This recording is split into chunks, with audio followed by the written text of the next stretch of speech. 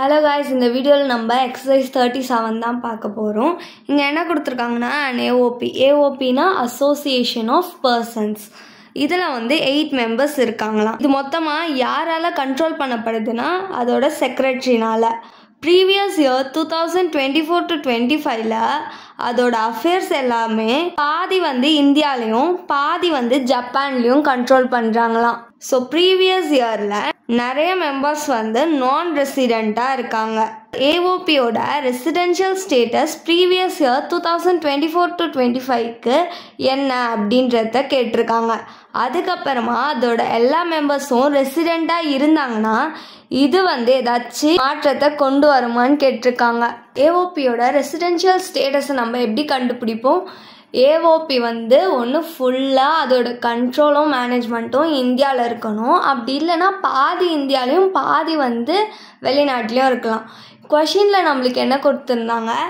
பாதி வந்து இந்தியாவில் வந்து கண்ட்ரோல் பண்ணிட்டு இருக்காங்களாம், அதுக்கப்புறம் பாதி வந்து ஜப்பானில். அப்போது ஏஓபியோட ரெசிடென்ஷியல் ஸ்டேட்டஸ் வந்து ரெசிடெண்ட் 2024 to 25 ப்ரீவியஸ் இயருக்கு. ஏன்னா அதோட கண்ட்ரோலும் மேனேஜ்மெண்ட்டும் பாதி வந்து இந்தியாலையும் பாதி ஜப்பான்லேயும் இருக்கு. நெக்ஸ்ட் கொஸ்டின் என்ன கேட்டிருந்தாங்க? அதோட மெம்பர்ஸ் வந்து ரெசிடெண்டா இருந்தாங்கன்னா ஏஓபியோட ரெசிடென்ஷியல் ஸ்டேட்டஸ்ல ஏதாச்சும் மாற்றம் வருமான்னு கேட்டிருந்தாங்களா? ஒரு இண்டிவிஜுவல் மெம்பர்ஸ் அப்படி இல்லைன்னா பிரின்சிபல் ஆஃபீஸரோட ரெசிடென்ஷியல் ஸ்டேட்டஸ்னால ஏஓபியோட ரெசிடென்ஷியல் ஸ்டேட்டஸ்ல எந்த ஒரு மாற்றமும் வராது. எக்ஸசைஸ் 38 தான் பார்க்க போறோம். இங்க என்ன கொடுத்துருக்காங்கன்னா ஃபார்ம்ல வந்து 2 பார்ட்னர்ஸ் இருக்காங்களாம். அவங்க வந்து ரெசிடென்ட் ஆனா வந்து நாட் ஆர்டினரிலி ரெசிடென்டா 2024 to 25 ப்ரீவியஸ் இயருக்கு. இந்த ஃபார்ம் வந்து பாதி இந்தியாவில் கண்ட்ரோல் பண்ணியிருக்காங்க, பாதி வந்து யூஎஸ்ஏல கண்ட்ரோல் பண்ணியிருக்காங்க 2024 to 25 ப்ரீவியஸ் இயரில். இந்த ஃபார்மோட ரெசிடென்ஷியல் ஸ்டேட்டஸ் 2025 to 26 அசஸ்மெண்ட் இயருக்கு என்னதுன்னு கேட்குறாங்க. நெக்ஸ்ட் என்ன கேட்குறாங்கன்னா ஒரு பார்ட்னர் வந்து நான் ரெசிடெண்டா இருந்தாங்கன்னா ரெசிடென்ஷியல் ஸ்டேட்டஸ்ல ஏதாச்சும் மாற்றம் ஏற்படுமா அப்படின்னு கேட்டிருக்காங்க. ஒரு ஃபார்ம் வந்து ரெசிடெண்டா இல்லையான்றதை நம்ம எப்படி கண்டுபிடிப்போம்?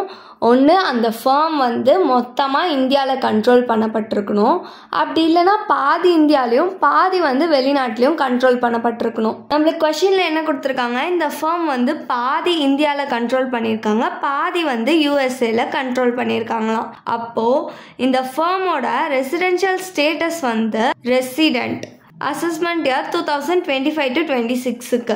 ஏன்னா அதோட அஃபேர்ஸோட கண்ட்ரோலும் மேனேஜ்மெண்ட்டும் பாதி இந்தியாலையும் பாதி யூஎஸ்ஏலையும் இருக்கிறதுனால. நெக்ஸ்ட் கொஸ்டின் என்ன கேட்டிருந்தாங்க? பார்ட்னர் வந்து நான் ரெசிடெண்டா இருந்தாங்கன்னா இது வந்து ஏதாச்சும் மாற்றத்தை கொண்டு வருமா அப்படின்னு கேட்டிருந்தாங்களா? ரெசிடென்ஷியல் ஸ்டேட்டஸ்ல ஒரு இண்டிவிஜுவல் பார்ட்னர்ஸோட ஸ்டேட்டஸ் வந்து எந்த ஒரு மாற்றத்தையும் கொண்டு வராது ஃபார்மோட ரெசிடென்ஷியல் ஸ்டேட்டஸ்க்கு. Thanks for watching.